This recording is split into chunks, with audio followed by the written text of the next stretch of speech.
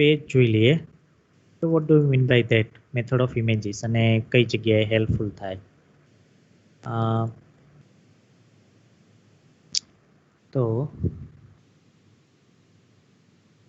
જ્યારે આપણે વેલ હોય એ કોઈ એક્વિફર બાઉન્ડ્રીથી નજીક હોય, અથવા તો માની લો કે આપણે અગાઉના લેક્ચર્સની અંદર જોયેલું કે જ્યારે વેલ છે એ વેલમાંથી આપણે વોટર પંપ આઉટ કરીએ છીએ ત્યારે શું થાય છે કે ડ્રો ડાઉન કર્વ બને છે, બંને સાઈડ બને છે સિમેટ્રિકલી, બરાબર છે, લેફ્ટ હેન્ડ સાઈડ અને રાઈટ હેન્ડ સાઈડ. એ તો આપણે 2Dમાં જોઈએ છે, પણ એકચ્યુઅલી તો શું છે એ આખી વસ્તુ 3Dમાં હોય.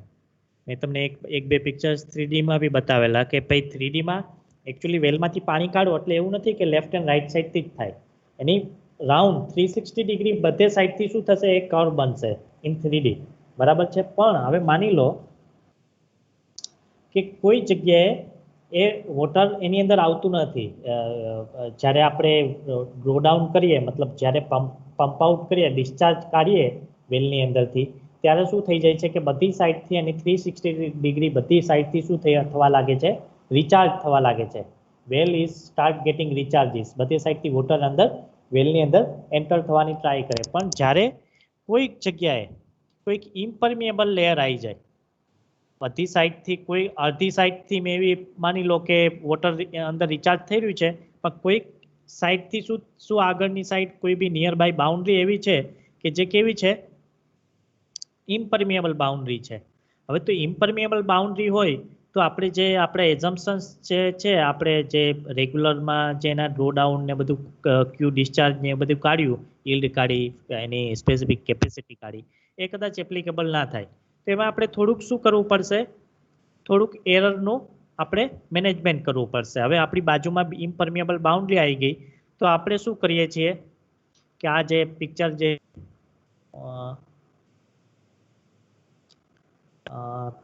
જે આપણે માની લો કે ડ્રો ડાઉન કર્વ છે, અહીંયા તમે જોઈ શકો છો એક મેં પિક્ચર્સ જે બતાવ્યું છે એની અંદર રેગ્યુલર જ્યારે તમારું હશે, કંઈ બી ઇમ્પરમિએબલ બાઉન્ડ્રી નહીં હોય તો એનો જે સ્લોપ હશે એ તો સ્મૂથ સ્લોપ હશે.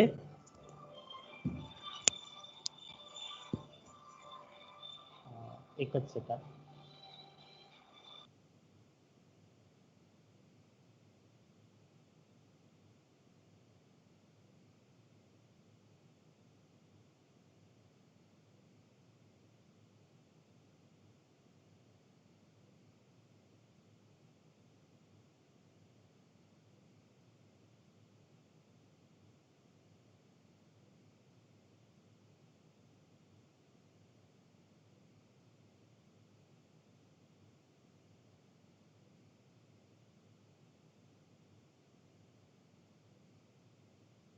તો કહેવાનો મિનિંગ શું છે કે આપણે જ્યારે ઇમ્પરમિએબલ બાઉન્ડ્રી આવી જાય ત્યારે એનું શું થઈ જાય, એના સ્લોપની અંદર ચેન્જ આવી જાય. એનું જે સ્લોપ હોય છે it will go on changing. તો એ જે સ્લોપ ચેન્જ થાય છે, તો હવે આ કન્ડિશનની અંદર આપણે શું કરી શકીએ, તો એની અંદર આપણે એક મેથડ છે એનું નામ છે મેથડ ઓફ ઇમેજીસ. અને આપણે જે ડિસ્ચાર્જ વેલ્યુ છે એમાં થોડુંક જે એડજસ્ટમેન્ટ છે એનું ઇક્વેશન છે કે આપણે શું કરીએ છીએ કે આપણે ઇક્વિવેલન્ટ ગણીએ છીએ r² by t0 is equal to ri² by t. What is r here? R is the radius of influence, અને t is t0, 0 ટાઈમે જે ડ્રો ડાઉન હોય, 0 ડ્રો ડાઉન હોય એ ટાઈમે જે ટાઈમ હોય t0, અને t is the time when the draw down at certain particular time you take the note. So આ ઇક્વેશન જે છે એ આપણે એકચ્યુઅલી તો અત્યારે આપણે નથી યુઝ કરવાની, પણ આપણે જ્યારે મેથડ ઓફ ઇમેજીસ જે છે ત્યારે આપણે મેથડ ઓફ ઇમેજીસ જે છે, મેથડ ઓફ ઇમેજીસની અંદર શું કરવામાં આવે, મેં તમને કીધું એમ કે કાં તો કોઈ ઇમ્પરમિએબલ બાઉન્ડ્રી આવી ગઈ, બરાબર છે, એક્વિક્લુડ છે કે અથવા તો કોઈ રિચાર્જ બાઉન્ડ્રી બી આવી ગઈ. જરૂર નથી કે ઇમ્પરમિએબલ બાઉન્ડ્રી જ આવે. રિચાર્જ બાઉન્ડ્રી મીન્સ કે આપણો કૂવો છે એની બાજુમાં જ કોઈક નદી જઈ રહી છે, કોઈ તળાવ આવે છે કે કોઈ બીજું કોઈક એવી આપણે નિયર બાય સરફેસ જે છે કે જે રિચાર્જ કરે છે. રિચાર્જ કરે છે મીન્સ કન્ટિન્યુઅસલી એની અંદર તમારા કૂવાની અંદર એ પર્ટિક્યુલર જે સાઈડ એરિયા છે એ સાઈડથી શું થશે, રિચાર્જ થશે. રિચાર્જ થશે એટલે આપણે જે રેગ્યુલર ડ્રો ડાઉન વખતે જે કર્વ બને છે એમાં સ્લાઇડ શું આવશે? ચેન્જ આવશે. સ્લાઇડ ચેન્જ આવશે તો આપણે જે રેગ્યુલરલી વખતે આપણે ક્યુ પેલું ફાઇન્ડ આઉટ કરતા હતા એ આપણે નહીં કરી શકીએ. તો એના માટે શું કરી શકાય? એના માટે આપણે અહીંયા જે ફિગરમાં બતાવ્યું છે એ પ્રમાણે આપણે જે ડ્રોડાઉન આવ્યું છે એના બદલે આપણે ડ્રોડાઉન એવું ઇમેજ કરીએ કે ત્યાં કોઈ બાઉન્ડ્રી છે જ નહીં. ત્યાં કોઈ બાઉન્ડ્રી છે જ નહીં એવું ઇમેજિનેશન કરીએ આપણે, અને એ ઇમેજિનેશન પ્રમાણે આપણે શું બનાવીએ? ડ્રોડાઉન કર્વ જે નેચરલી આવતો હોય એ આપણે ડ્રો કરીએ. તો એને જ કહેવાય મેથડ ઓફ ઇમેજીસ. એની અંદર શું કરે? જેમ ઉપરથી આમ તમે જોઈ રહ્યા છો કે પમ્પિંગ વેલ છે, પછી પમ્પિંગ વોટર લેવલ છે. તમે જોયું એક સાઈડથી તો ફૂલ કર્વ ટચ થાય છે, પણ બીજી સાઈડથી શું છે? એક્સ્ટ્રીમ આવી ગઈ છે, એટલે કર્વ હાફ જ આવે છે. બરાબર છે. પછી પીડબ્લ્યુ એટલે પમ્પિંગ વોટર લેવલ, બરાબર છે. NPWL એટલે no pumping water level. No pumping water level means water ટેબલનું જે લેવલ હશે જ્યારે પમ્પિંગ નહીં કરતા હોય ત્યારે શું થશે? વોટર ટેબલના લેવલ ઉપર જ લેવલ રહેવાનું છે. જ્યારે પમ્પિંગ કરશો એટલે ડ્રો ડાઉન થવા લાગશે અને ડ્રો ડાઉન કર્વ બનશે, અને એને અહીંયા PWL કીધું છે. અને બાજુમાં તમને એક્વિફર બતાવ્યો છે. GS એટલે ગ્રાઉન્ડ સરફેસ, અને પેરેનિયલ સ્ટ્રીમ એટલે જે થ્રુ આઉટ યર ચાલતી હોય. જેમ કોઈ કે આપણને જ્યારે રિચાર્જ આર્ટિફિશિયલ રિચાર્જ જ્યારે આપણને સમજાવ્યું ત્યારે એવું કીધું કે અમુક રિવર જે છે એ ખાલી ઉનાળા દરમિયાન સુકાઈ જાય છે, નથી ચાલતી. બરાબર છે. અને ઘણી સ્ટ્રીમ જે છે through out the year it goes on. So that is if the condition, then what we can do, method of images, જે પ્લેન આપણે નક્કી કર્યું છે, જે પેરેનિયલ સ્ટ્રીમ જ્યાં ટચ થાય છે એ જગ્યાએથી જ આપણે નીચે ડ્રોઈંગ કર્યું, ત્યાંથી જ એક નીચે લાઈન ખેંચી. બરાબર છે. ઇમેજ પ્લેન આપણે જેને કહીએ, zero draw down boundary, image plane ઉપરથી એક લાઈન ખેંચી. પછી શું કર્યું આપણે? પછી એવું સમજ્યું કે આપણે જે નોર્મલ ડિસ્ચાર્જ હોય છે, નોર્મલ જ્યારે આપણે કરતા હોઈએ એવું સમજીને કે આ સ્ટ્રીમ છે જ નહીં, ત્યારે જે કર્વ બનતો હોય એ પ્રમાણેનો જો એક આપણે કર્વ બનાવ્યો. નોર્મલ જ્યારે પમ્પિંગ વોટર લેવલ હોય સેમ કર્વ આપણે ડ્રો કર્યો ડ્રોઈંગમાં જ. It's not actually possible, but we are drawing it not in the as per the field data but as per the our imagination we are drawing. અને draw કર્યા પછી આપણે ને અલગ અલગ વેલ્યુઝ બનશે. જેમ કે અહીંયા જે ડ્રો ડાઉન જે છે એ એકચ્યુઅલમાં જ્યારે તમે ઇમેજ પ્લેનની અંદર કરો તો there is A slightly draw down S2X. કેમ કે જ્યારે તમારી બાજુમાં પેરિનિયલ સ્ટ્રીમ છે તો ક્વિકલી એ પાણીને શું કરશે? ક્વિકલી રિચાર્જ કરશે. પણ જે સ્ટ્રીમ ના હોય તો જેટલું રિચાર્જ તમારે થવું જોઈએ એટલું રિચાર્જ ના થાય. તો એટલા માટેથી આ S2X જેટલું ડ્રો ડાઉન, જો એકચ્યુઅલી એ પેરિનિયલ સ્ટ્રીમ નહીં હોય તો એટલું એ ડ્રો ડાઉન રહેશે. તો એ બધી વેલ્યુઝ અહીંયા પુટ ડાઉન કરી છે, અને એનું પ્રમાણે એક ઇમેજ વેલ ડિઝાઇન કર્યો છે. બાજુમાં એક ઇમેજ વેલ બનાવ્યો છે. આપણો જે વેલ છે એની જ બાજુમાં એક ઇમેજ વેલનું કન્સ્ટ્રક્શન કર્યું છે. એમાંથી ક્યુ ડિસ્ચાર્જ આપણે કાઢીએ તો શું એનું ઇમ્પેક્ટ આવે ને એનો ડ્રો ડાઉન કેવો બને, તો એનો ડ્રો ડાઉન અલગથી અહીંયા આપણે બનાવેલો છે એ ઇમેજ વેલનો. તો this is A method of images. અને માની લો કે તમારો કૂવો છે અને એની બંને સાઈડ પેરિનિયલ સ્ટ્રીમ છે, બંને સાઈડ. પહેલામાં સિંગલ સાઈડ હતી અને અહીંયા બંને સાઈડ પેરિનિયલ સ્ટ્રીમ છે. તો બંને સાઈડ પેરિનિયલ સ્ટ્રીમ હોય ત્યારે આપણે બંને સાઈડ ઇમેજ વેલ બનાવી અને એ પ્રમાણે આપણે એના કેલ્ક્યુલેશન્સ જે છે, ઇમેજ પ્લેન બનાવવાનું આપણું રીઝન શું છે? રીઝન એ છે કે આપણે નોર્મલી એનું કેલ્ક્યુલેશન્સ નથી કરી શકતા, આનું જે ડ્રો ડાઉન છે એનું. તો એ કરેક્શન ફેક્ટર આપણે એપ્લાય કરી શકીએ અને આપણને અમુક વેલ્યુઝ મળે. અહીંયા જે ડ્રો ડાઉનનો એસ છે, અહીંયા બી છે, કન્ફાઇન્ડ એક્વિફરની બાઉન્ડ્રીની થિકનેસ છે.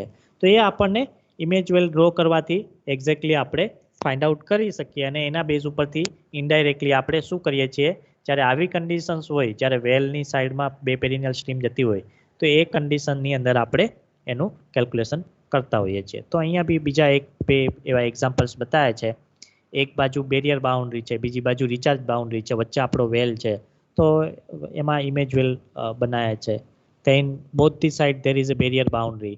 So this is the method of images. આપણે બહુ તો આના એક્ઝામ્પલ્સ ને એવું બધું બી છે, પણ we are not discussing it in detail because it becomes cumbersome. કે એટલા માટે જ મેં વેલ હાઇડ્રોલિક્સની અંદર શું કર્યું છે કે જેટલું તમને નેસેસરી છે what is as per sufficient two us that is only been discussed કેમ કે if we discuss at length then there is so many things comes વેલનું ઓપન વેલનું આખું ડિઝાઇન આવે ટ્યુબવેલની આખી ડિઝાઇન આવે પછી એમાં મટીરિયલ કેવી રીતે ફિલઅપ કરવાનું થાય અને ઘણા વેલ છે હવે તમને એમ જણાવું કે આપણે જ્યારે હું એ પીપીટી બતાવી દઉં બેટર રહેશે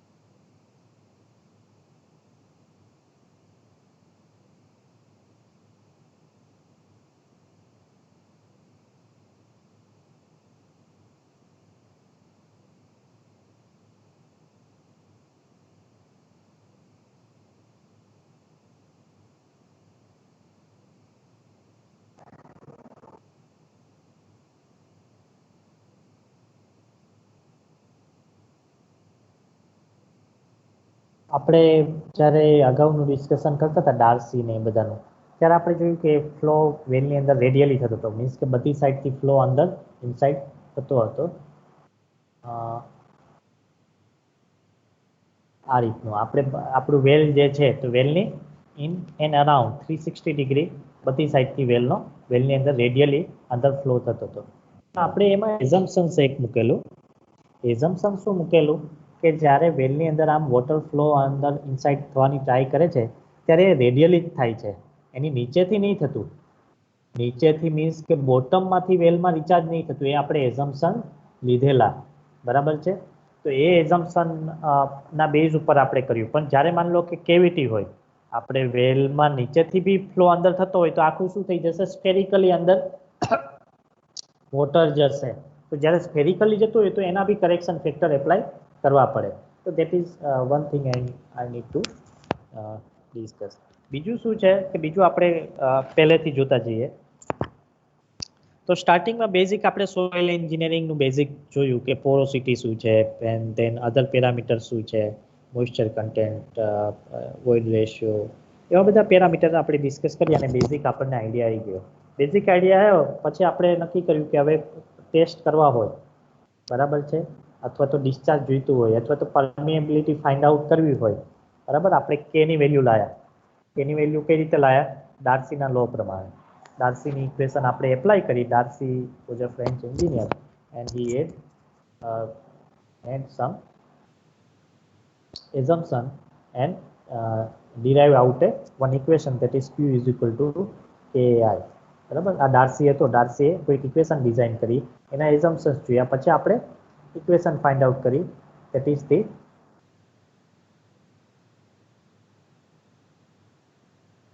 is equal to kai એ આપણે ડાર્સીની ઇક્વેશન આપણે ડિરાઇવ આઉટ કરી બરાબર છે તો એ એક ઇમ્પોર્ટન્ટ છે ડાર્સીનો લો ડાર્સીની ઇક્વેશન ડિરાઇવ આઉટ કરવાનો that is important ડાર્સીના ઇક્વેશન પ્રમાણે આપણે ઇક્વેશન બી તમને ખબર છે કે ક્યાં સુધી વેલિડ છે જ્યાં સુધી ફ્લો કેવો હોય એના બી એઝમ્પશન્સ છે ડાર્સીના લોના બી કેવા છે એઝમ્પશન્સ છે અને એની વેલિડિટી છે કે આટલા રેન્જની અંદર જ આ વેલિડ થાય ક્યારે વેલિડ થાય સોઇલ જ્યારે ફુલ્લી સેચ્યુરેટેડ હોય કમ્પ્લીટલી ફિલ્ડ વિથ વોટર હોય પછી લેમિનાર ફ્લો હોય જ્યારે ટર્બ્યુલન્ટ ફ્લો થઈ જાય રેનોલ્ડ નંબર એનો વધી જાય 1 કરતાં અથવા તો 10 કરતાં મેક્સ 10 કરતાં વધી જાય તો આપણો ડાર્સીનો લો વેલિડ ના થાય બરાબર છે અને આમ તો જોઈએ તો 1 સુધી જોઈએ પછી ટ્રાન્ઝિયન્ટ ફ્લો થવા લાગે લેમિનાર ફ્લો એટલે શું કે જે સ્ટ્રીમલાઇન છે એ સ્ટ્રીમલાઇન જ્યારે એક બીજા ફ્લો લાઇનને સ્ટ્રીમલાઇનને ઇન્ટરસેક્ટ ના કરે તો એને લેમિનાર ફ્લો કહેવાય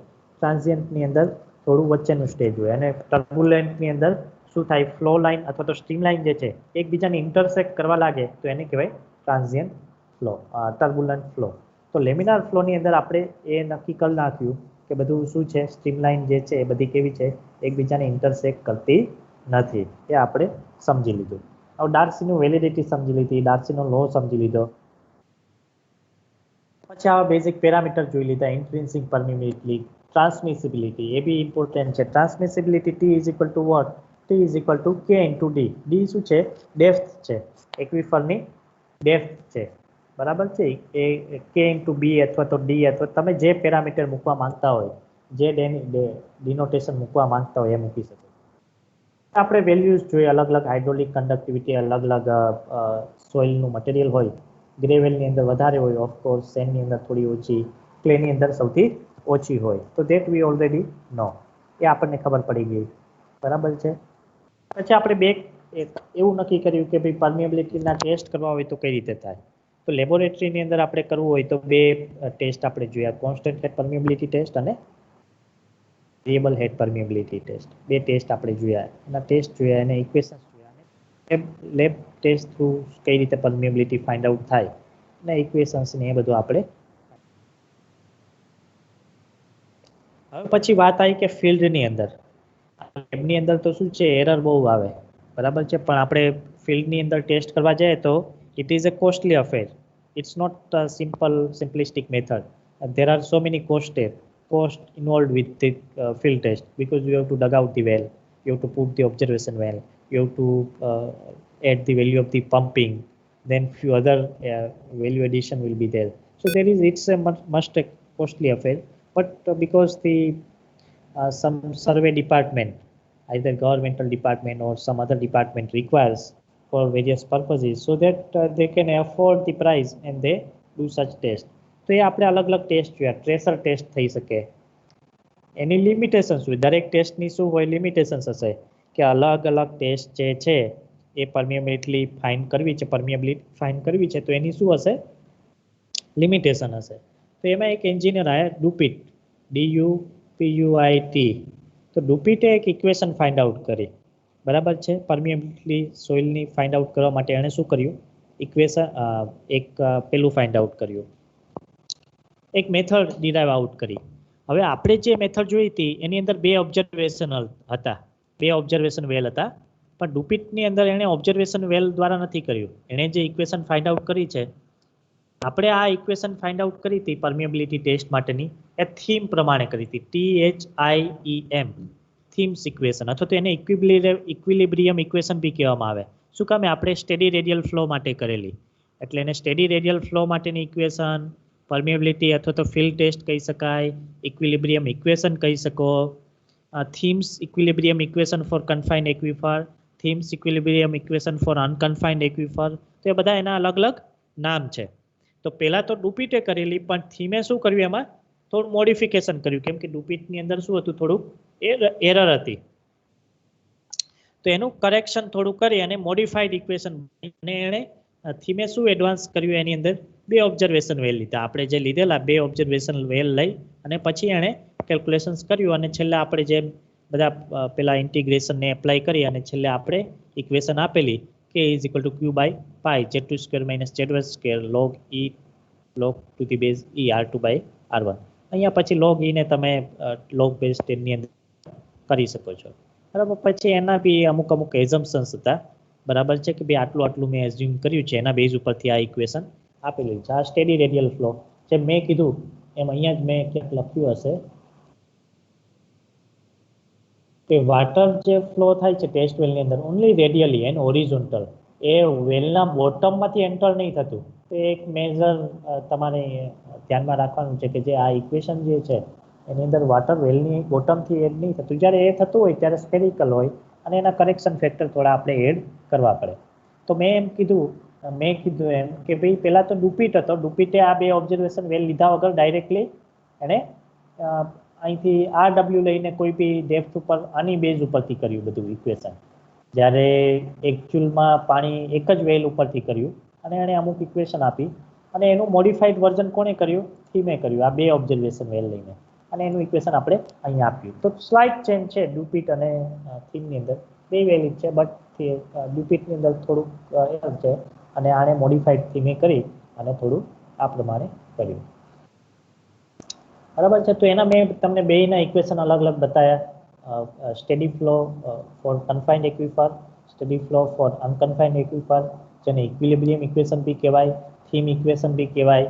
તો that is I think you know and clear. અને એના આપણે એક બે એક્ઝામ્પલ બી જોયા, બરાબર છે, કે ભાઈ આ એક્ઝામ્પલ છે અને તમે એ કરી બી દીધા. ડુપિટના જેમ એઝમ્પશન્સ મેં કીધું, ડુપિટના અલગ અલગ એઝમ્પશન્સ છે. તે curvature of free surface is very small, so that the streamlines are assume to be horizontal at all sections.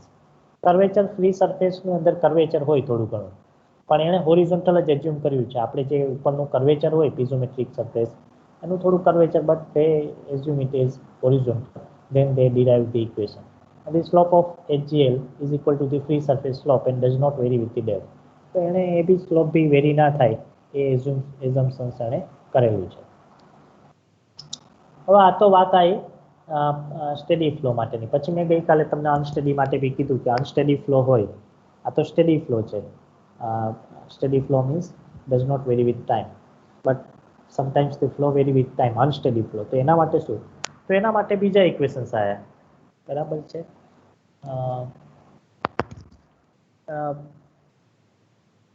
એની અંદર ઇક્વેશન આવે છે થીસ ઇક્વેશન, THEIS,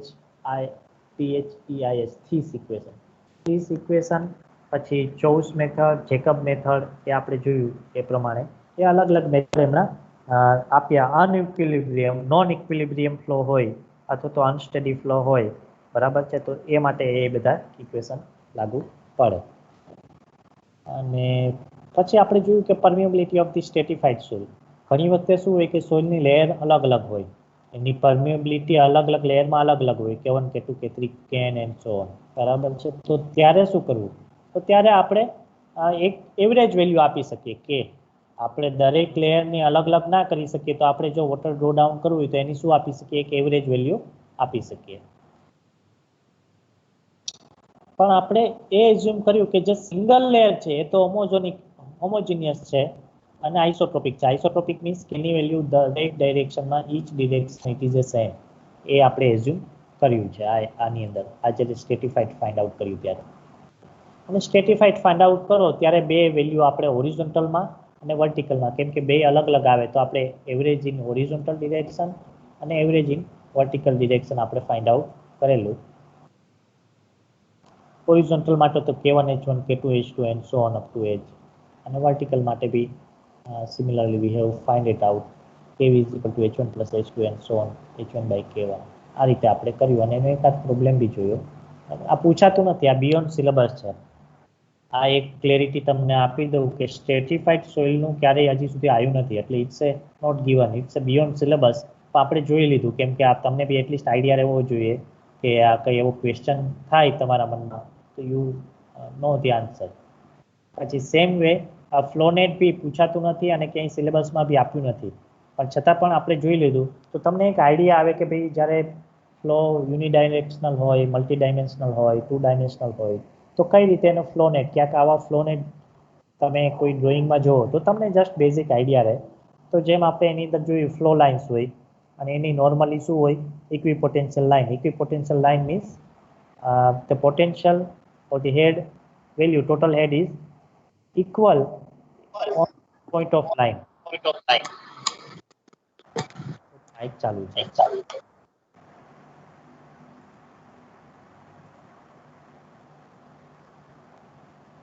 બરાબર છે. પછી આપણે ફ્લોનેટનું જોયું, બધું ડિસ્ક્રિપ્શન આપણે જોયું કે કઈ રીતનું થાય. એની અંદર એનાલિટિકલ મેથડ છે, થોડું ટિપિકલ મેથડ છે, અને જનરલી આપણે કમ્પ્યુટર મોડલ્સને એનાથી થઈ શકે.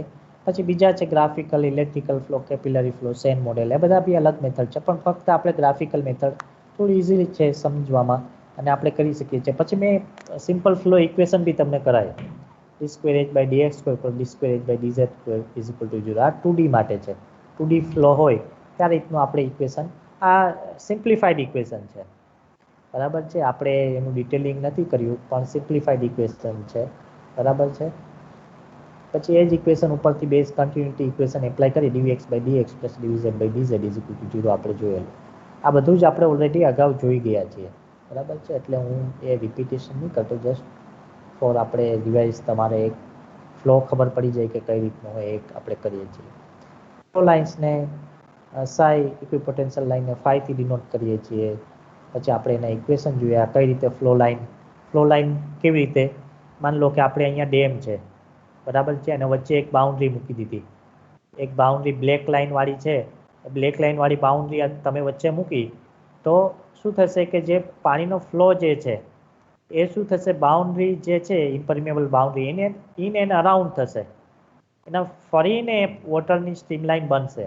તો એ આપણે બધી ફ્લો લાઇન ડેવલપ થાય આ રીતનું, ફરીને આ રીતની અલગ અલગ ફ્લો લાઇન ડેવલપ થાય, એનું આપણે ડિસ્ક્રિપ્શન જોયેલું ઓલરેડી, બરાબર છે.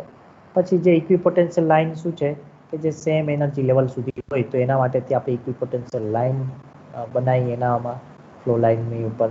ને મેં જેમ કીધું હતું કે બહુ વધારે ના બનાવાય તો શું થઈ જાય, પેલું આમ કમ્બરસમ થઈ જાય. આની અંદર મેં 3 જ લાઈન તમને અહીંયા બતાવી, 1 2 3, પણ ખાલી 3 જ લાઈન ના હોય, બહુ બધી હોય ને, સ્ટ્રીમ તો કેટલી બધી જતી હોય અહીંથી લઈને આ સાઈડ. પણ શું થાય કે વધારે બને તો શું થાય, કમ્બરસમ થઈ જાય, કોમ્પ્લેક્સ થઈ જાય, ને એનાથી એક્યુરેસી તો વધતી નથી આન્સરની. એટલા માટેથી આપણે 3 બનાવીને આપણે જસ્ટ સમજવા માટે આપણે ઓછી બનાવી છે, otherwise it will B A many infinite. પછી એના ઉપરથી આપણે ફ્લો પાથ છે, ફ્લો ચેનલ છે, બધું કર્યું. આ કરવાનો મતલબ શું છે, આપણે ડિસ્ચાર્જ ફાઇન્ડ આઉટ કરવું છે. શું ફાઇન્ડ આઉટ કરવું છે, ડિસ્ચાર્જ અથવા તો સીપેજ. કોઈ ડેમ હોય અને ડેમમાંથી માની લો કે વોટર જતું રહેતું હોય તો કેટલું સીપેજ થઈ રહ્યું છે, બરાબર. તો એ આપણે જાણવા માટેથી આ બધું કરવું પડે. તો આમાં બી એપ્રોક્સિમેશન, ઘણા બધા એપ્રોક્સિમેશન હોય, અને અમુક જે આન્સર જે છે એ ઓબ્ઝર્વેશનના બેઝ ઉપરથી આવે. ગ્રાઉન્ડ વોટર રિચાર્જની અંદર અમુક આન્સર જે છે એને આપણે પેલા કહેવાય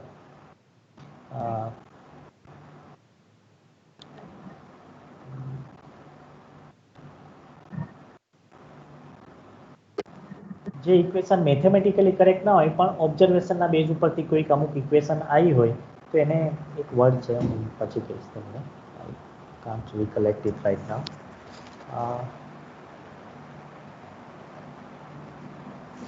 એ ઇક્વેશન જે ઓબ્ઝર્વેશન બેઝ ઉપરથી આવીને, અમુક ઇક્વેશન જે છે આપણે મેથેમેટિકલી આની અંદર જોઈએ, ઇન્ટિગ્રેશન ડિફરન્શિએશન એપ્લાય કરીને, બરાબર છે. તો ગ્રાઉન્ડ વોટરની અંદર that is common and we assume so many things in the groundwater hydraulics. The reason being we want to have some calculations.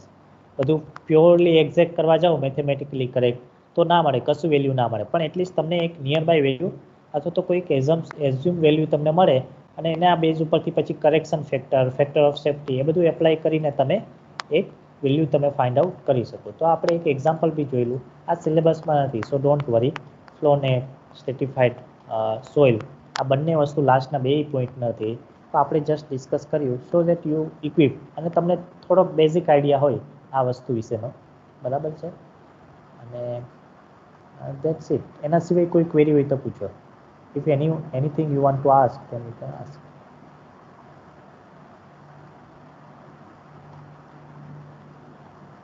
તો આ વેલ હાઇડ્રોલિક્સનું મેં તમને બેઝિક કીધું, બરાબર.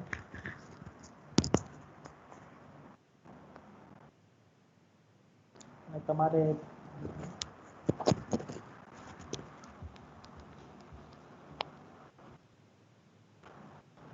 બીજું કંઈ ક્વેરી હોય તો પૂછી લો.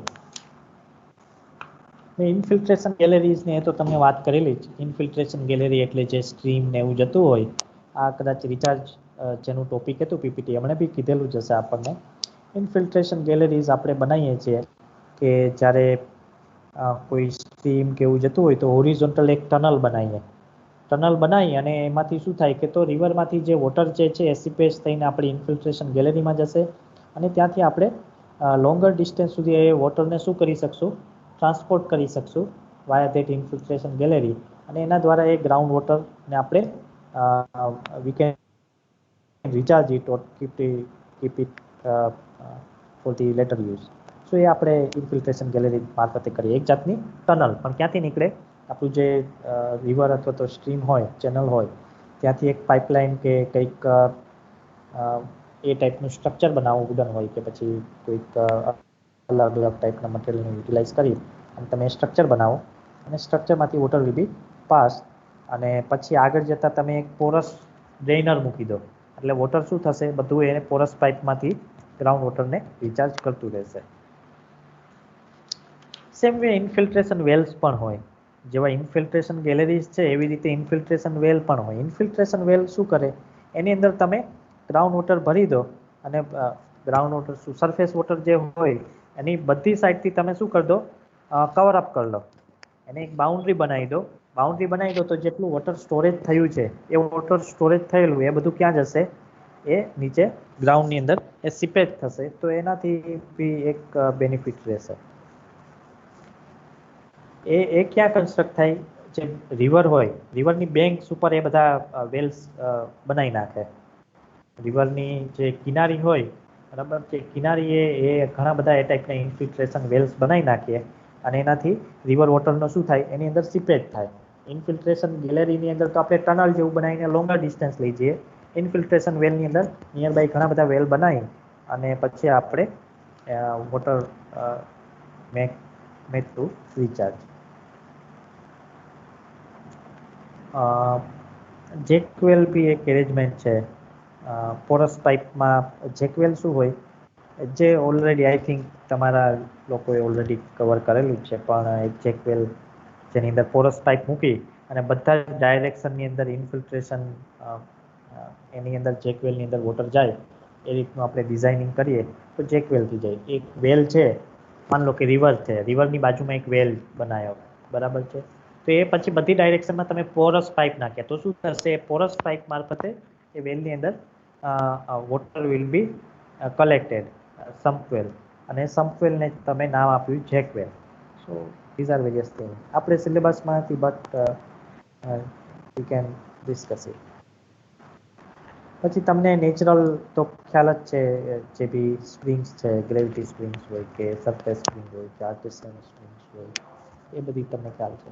પછી બીજા સ્ટ્રક્ચર જે છે એ તો આપણે જોયેલ અલગ અલગ સ્ટ્રક્ચર, જેમ કે વેલ છે તો એની અંદર ઓપન વેલ છે અને ટ્યુબ વેલ છે. Open well means what, which is open and there is A larger diameter. Open હોય જે એગ્રીકલ્ચરમાં ઘણી જગ્યાએ લોકોએ તમે જોયેલા જ હશે. થોડાક એનું જે ડાયામીટર જે છે એ કેવું હોય, 2 થી 9 મીટર, 2 મીટરથી લઈ અને 9 મીટર સુધીના ડાયામીટર હોય. ડેપ્થ બી ઘણી હોય, 20 મીટર જેવી ડેપ્થ હોય. તો એ બધા જે છે એ ઓપન વેલ કહેવાય. કોન્ક્રીટના રિંગ્સ હોય, બ્રિક હોય, સ્ટોન મેસનરી હોય. જનરલી જે એગ્રીકલ્ચર સૌરાષ્ટ્ર સાઈડ જે હોય છે સ્ટોન મેશનરીના બનેલા હોય છે. સ્ટોન મેશનરીના બનેલા વધારે હોય છે, પણ અમુક જગ્યાએ તમે બ્રિક મેશનરી કે અલગ અલગ ટાઈપની જોઈ શકો છો. અને આર્કિટેક્ચર વાઇઝ મેં તમને અગાઉ સ્ટાર્ટિંગમાં 1-2 પિક્ચર્સ બી બતાવેલા, કદાચ મારામાં આમાં હોય તો બતાવું તમને. બરાબર છે, એક આર્ટિસ્ટિક હોય છે.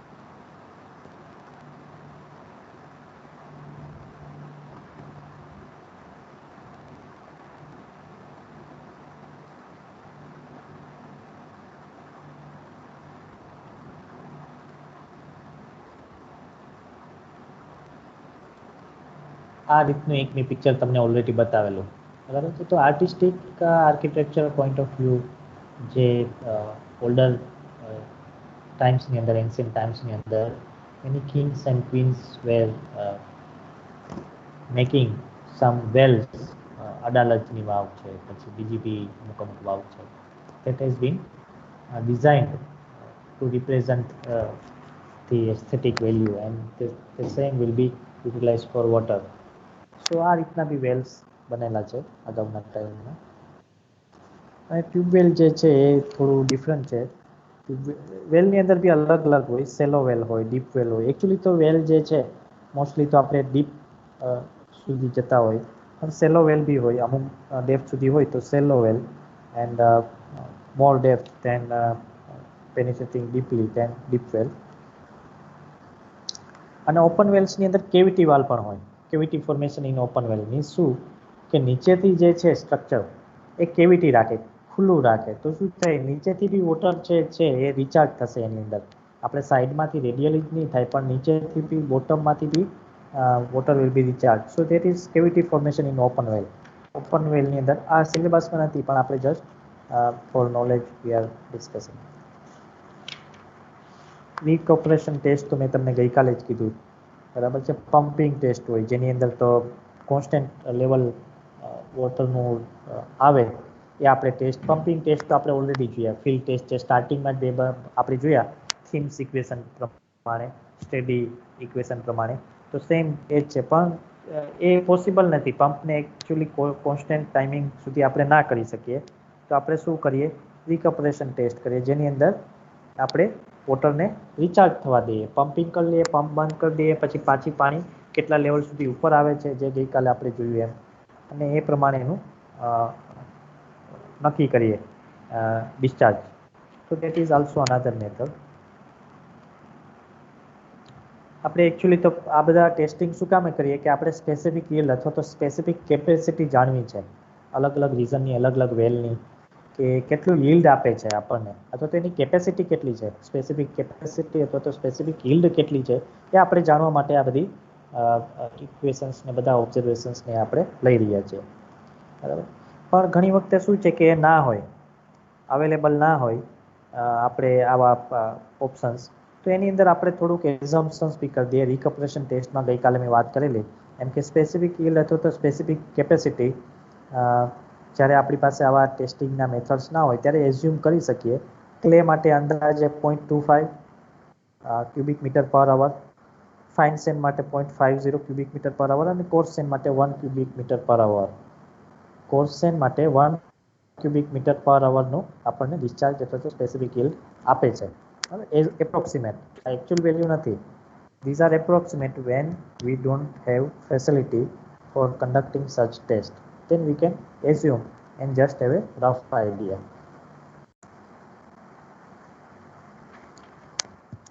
પછી ટ્યુબવેલની વાત છે તો ટ્યુબવેલનું જે ડાયામીટર છે એ બહુ નાનું હોય, બરાબર છે,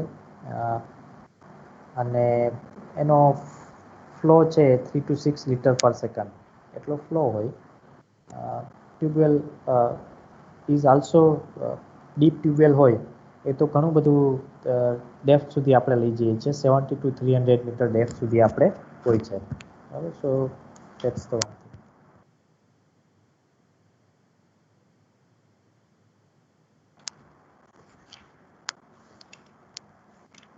આપણે થોડાક વધારાના પોઈન્ટ્સ એટલે ડિસ્કસ કર્યા કે કોઈક અમુક મિત્રો જે છે એમને ઇન્ટરેસ્ટ હોય કે આપણે ગેટ એક્ઝામ આપવી છે, graduate aptitude test in engineering, ગેટની એક્ઝામ છે. ને હવે તો તમને ઓલરેડી આઈડિયા પણ છે, ખ્યાલ પણ છે કે ગેટની એક્ઝામ જે છે તે માસ્ટર્સને એડમિશન માટે અથવા તો કોઈ કંપનીઝ હોય, ઓએનજીસી છે કે પછી જે નવરત્ના કંપનીઝ કહેવાય છે, ભેલ છે, ગેલ છે, ઓએનજીસી, આઈઓસીએલ, એ બધી કંપનીની અંદર જો તમારે જોબમાં જવું હોય તો તમારે શું છે, ગેટનો સ્કોર પણ જોઈએ, બરાબર છે. અને હવે તમને ઓલરેડી આઈડિયા છે કે ભાઈ આ વર્ષેથી જ નવો સિલેબસ આવ્યો છે ગેટનો, બરાબર. તો તમારે હજી અત્યારે એક ટ્રાયલ ટેસ્ટ આપવી કદાચ મને આઈડિયા નથી, પણ તમે ચેક કરજો, મે બી આપી શકાતો હોય તો આપી બી શકાશે, અથવા તો લાસ્ટ સેમેસ્ટરની અંદર તો તમે આપી જ શકશો ઓફકોર્સ.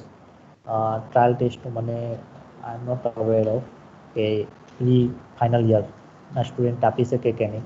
તો એની અંદર ગ્રાઉન્ડ વોટર બી એક આપણે એક નાનો ટોપિક એવો આપેલો છે. પણ જ્યારે ગેટ એક્ઝામ જેવી ગેટ એક્ઝામ હોય ત્યારે એની અંદર સિમ્પલિસ્ટિકલી નથી પૂછતા, બહુ હાયર અને ઇનડેપ્થ પૂછતા હોય છે. તો એટલા માટેથી આપણે અમુક ટોપિક જે છે જીટીયુ પોઈન્ટ ઓફ વ્યૂ નથી જોયા પણ થોડા એક્સ્ટ્રા જોયા છે. અને જીટીયુ પોઈન્ટ ઓફ વ્યૂ જેટલા પણ આવે છે એ મેં તમને ઓલરેડી એસાઇનમેન્ટમાં આપી દીધું છે. એસાઇનમેન્ટમાં જે ક્વેશ્ચન આપણે કવર અપ કરી લીધા છે એ જીટીયુ સિવાયના નથી કવર અપ કર્યા, બરાબર છે. તો એના માટેથી પણ ગેટની એક્ઝામની વાત આવતી હોય ત્યારે આપણે થોડું ડિટેલમાં સ્ટડી કરતા હોઈએ છીએ, તો આપણે અમુક પોઈન્ટ્સ જે છે એ થોડા વધારે ડિસ્કસ કર્યા છે.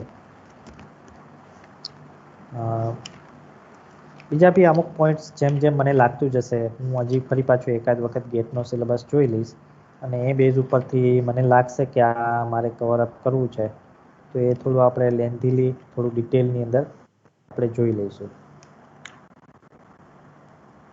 ઇન્ટરફેરન્સ ઓફ વેલ્સની અંદર તો મેં તમને ઓલરેડી ઇક્વેશન્સ લખાયેલી છે, કે જ્યારે ઇન્ટરફેરન્સ ઓફ વેલ્સ હોય, મીન્સ કે બાજુમાં બે કૂવા હોય, કન્ફાઇન્ડ એક્વિફર હોય તો શું થાય, અનકન્ફાઇન્ડ હોય તો શું થાય, અને 3 હોય વેલ, બાજુમાં three wells are there, then also there will be some difference in the equation. So slight variation છે equation ની અંદર, બરાબર છે.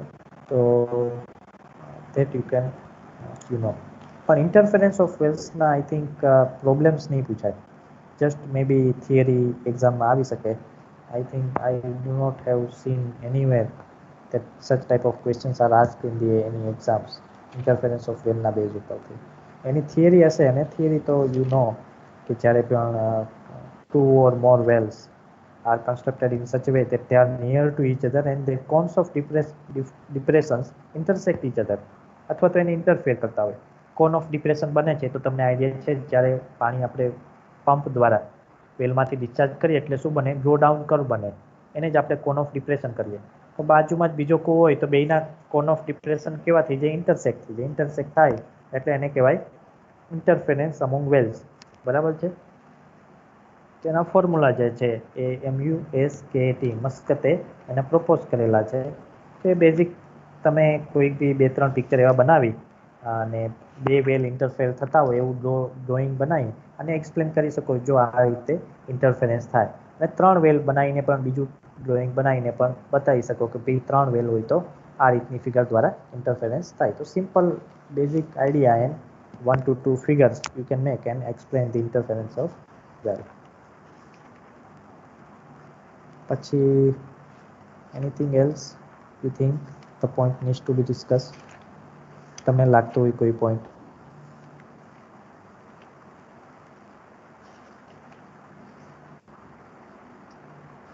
હવે પછી પમ્પિંગની અરેન્જમેન્ટ શું કરવાની, પંપ કેવી રીતે મૂકવાનો, એવું બધું નથી આપણામાં.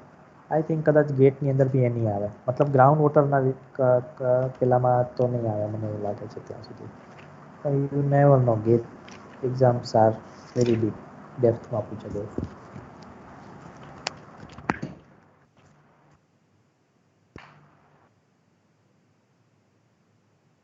બીજા કોઈ ક્વેરી હોય તો પૂછી લો. કોઈ એસાઇનમેન્ટ રિલેટેડ કોઈ ક્વેરી? હેલો, કોઈને કોઈ એસાઇનમેન્ટ રિલેટેડ કંઈ પણ ક્વેરી છે? સર હા સર લાસ્ટ સમ છે ને અસાઇનમેન્ટ 5 માં એનું કરાવો ને. ઓકે, કન્ફાઇન્ડ એક્વિફર. મેં ઓલરેડી કરાયો છે, ગયા વખતે જ કરાયો, પણ હું ફરી પાછો કરાવું, નો ઇશ્યુ. ગયા વખતે બીજા કોઈ બી પૂછેલું એટલે મેં એ ટાઈમે કરાયો. Let's see again. ઓકે, આપણે કન્ફાઇન્ડ એક્વિફરનો ક્વેશ્ચન જોવો છે ને તમારે? ઓકે, પેલા તો હું તમને બેઝિક થોડુંક સમજાવી દઉં, બરાબર, પછી આપણે એક્ઝામ્પલ ઉપર જઈએ.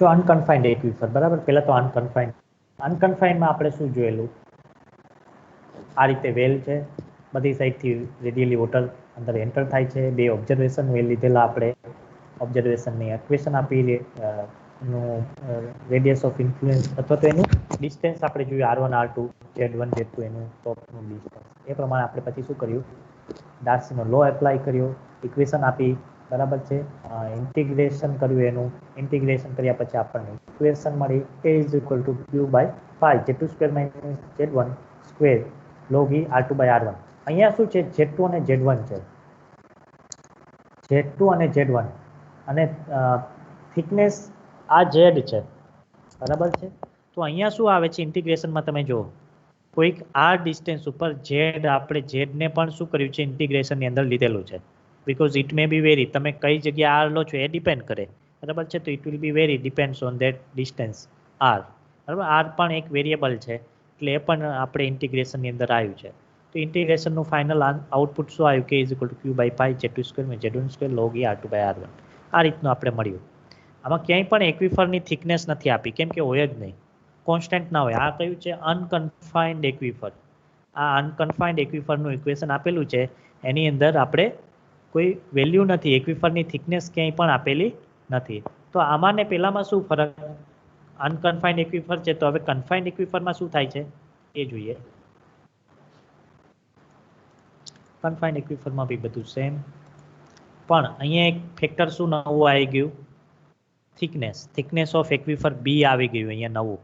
Z1 Z2 છે, Z2 છે, Z છે, R છે, બરાબર છે, એ બધું તો છે જ.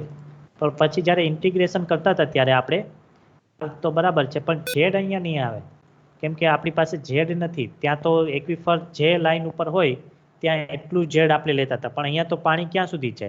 ફક્ત બી લેવલ સુધી જ છે, બરાબર. તો ઝેડની જગ્યાએ બી તો કોન્સ્ટન્ટ છે, ઝેડ તો વેરિયેબલ હતું. જે જગ્યાએ તમે જેટલા ડિસ્ટન્સ ઉપર આર લો એટલા ડિસ્ટન્સ ઉપર શું મળવાનું છે તમને? ઝેડની વેલ્યુ અહીંયા સુધી, આ પીળી લાઈન જ્યાં સુધી ઉપર ટચ થાય છે ત્યાં સુધીનું ઝેડની વેલ્યુ હોવાની.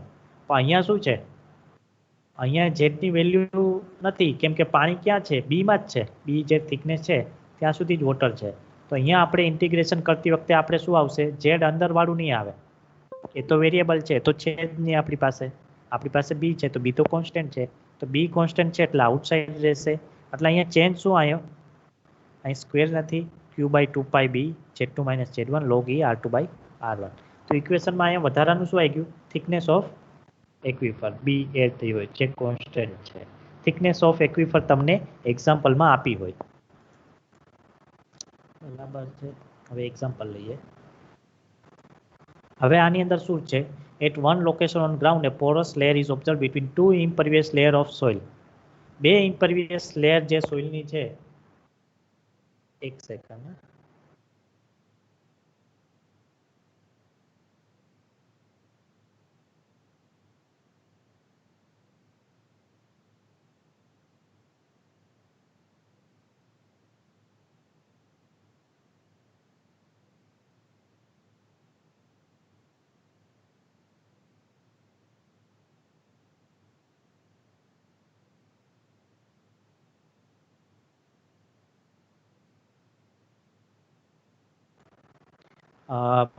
એક સેકન્ડ, આપણે ફરી પાછું, તમને ફિગર તો દેખાય છે ને?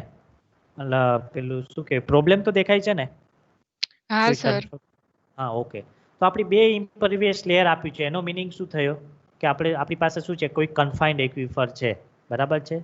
પોરસ લેયર એટલે શું થઈ ગયું? એ કન્ફાઇન્ડ એક્વિફર થયું. પોરસ લેયર ક્યાં હોય? જે કન્ફાઇન્ડ એક્વિફર છે એનું પોરસ લેયર, જેની થિકનેસ કેટલી આપેલી છે? 4 મીટર. તો આપણી એક્વિફરની થિકનેસ કેટલી થશે? બીની વેલ્યુ શું થઈ ગઈ? 4 મીટર, બરાબર છે.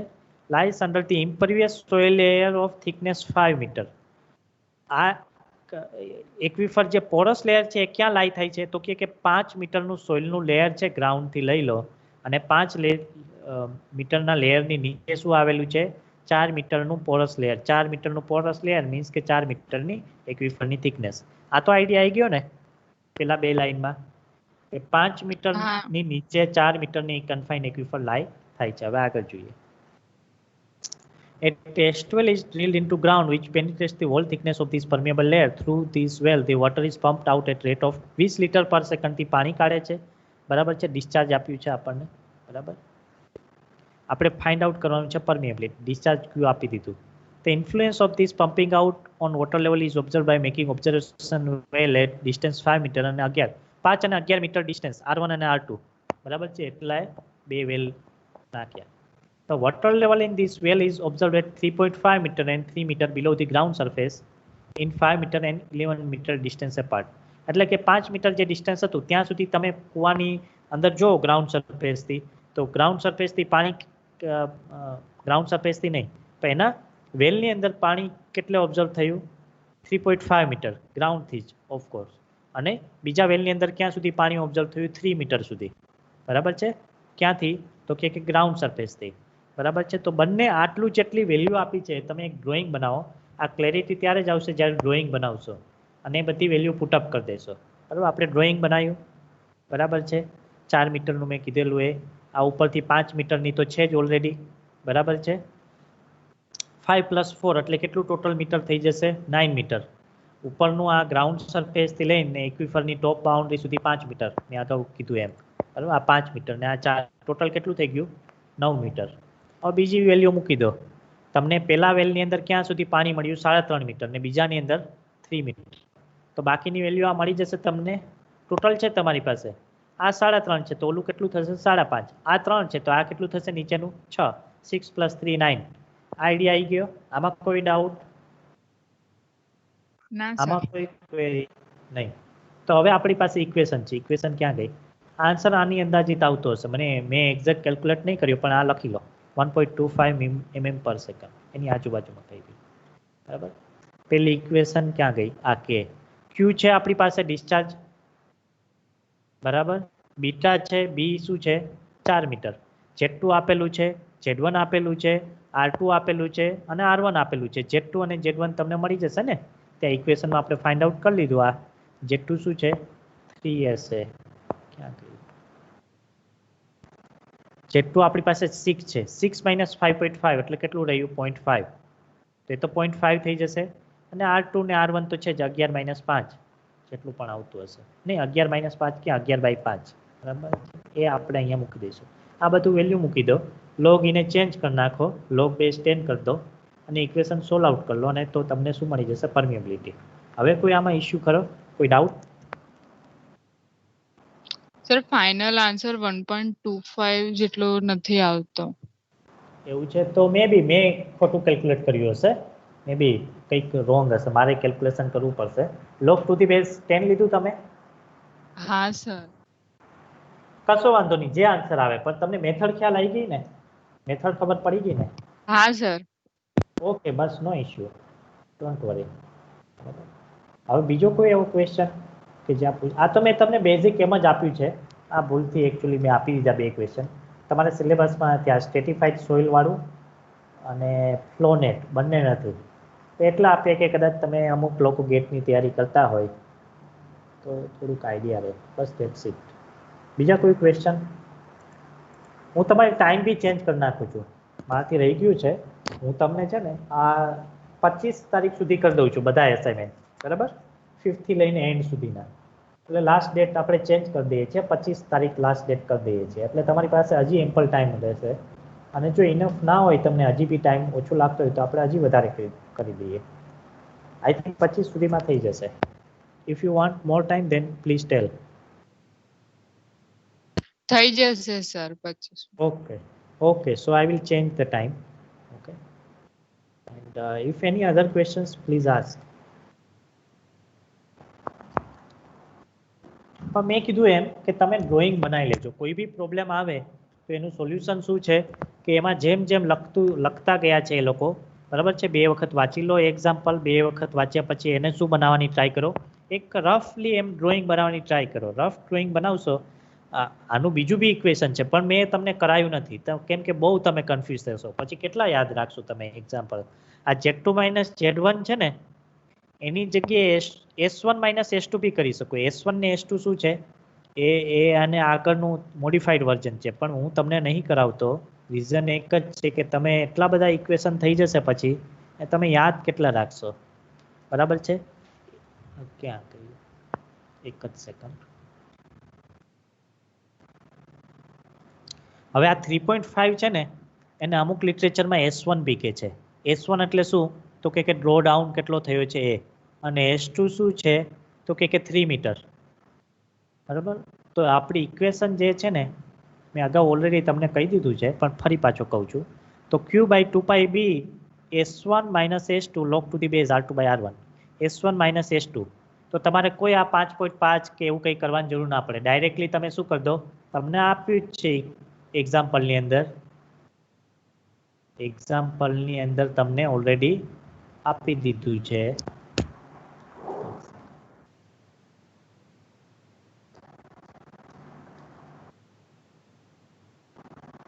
પ્રોબ્લેમની અંદર 3.5 મીટર અને 3 મીટર ઓલરેડી આપી જ દીધું છે.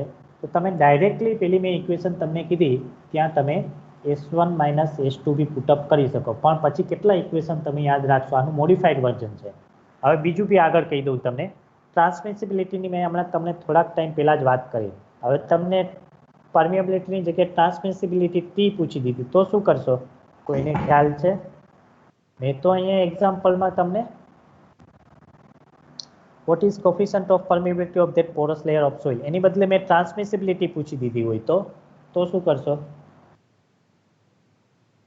કોઈને આઈડિયા છે? ટ્રાન્સમિસિબિલિટી ઇઝ ઇક્વલ ટુ, થોડા ટાઈમ પહેલા જ મેં કીધું, હમણાં આ જ લેક્ચરની અંદર. ટ્રાન્સમિસિબિલિટી એટલે શું? Permeability multiply by depth, K into D. થોડા ટાઈમ પહેલા જ મેં કીધું તમને, T is equal to K into D. તો જ્યારે પરમિએબિલિટી પેલું શું કહેવાય, ટ્રાન્સમિસિબિલિટી પૂછી લે તો K ઇન્ટુ જે એક્વિફરની થિકનેસ હોય એ આપણે મલ્ટીપ્લાય કરી દઈએ. આપણે જે ડેપ્થ હોય, યુનિટ ડેપ્થ આપણે મલ્ટીપ્લાય કરીએ તો આપણને મળી જશે ટ્રાન્સમિસિબિલિટી. તો આ થોડુંક તમારે વર્ઝન પછી કરવું પડશે, પછી તો થોડુંક તો આપણે એમાં અન્ડરસ્ટેન્ડિંગ કરવું પડે, કેમ કે બેઝિક આપણને આઈડિયા આવી ગયો, પછી આપણે થોડું મોડિફિકેશન તો આપણે જાતે કરી નાખવાનું. કોઈ અમુક વેલ્યુ ના આપી હોય તો ઇનડાયરેક્ટલી, જેમ મેં કદાચ ફર્સ્ટ એક્ઝામ્પલ તમને આપ્યો હતો એમાં તમે સરસ કરેલું. સ્પેસિફિક યીલ્ડ વાળો મેં એક એક્ઝામ્પલ તમને આપેલો, તો એક વેલ્યુ ઇનડાયરેક્ટલી હતી, તો ઇનડાયરેક્ટલી તમે ફાઇન્ડ આઉટ કરી લીધેલી એમાંથી. તો I think that need to B done whenever required or necessary. એના સિવાય કોઈને કંઈ ક્વેરી, કંઈ પૂછવાનું, કંઈ પણ anything?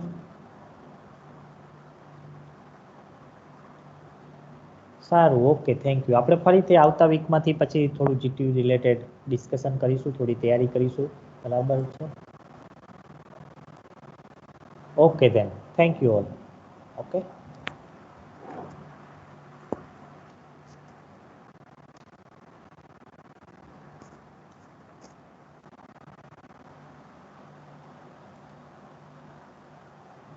Okay, you may leave now.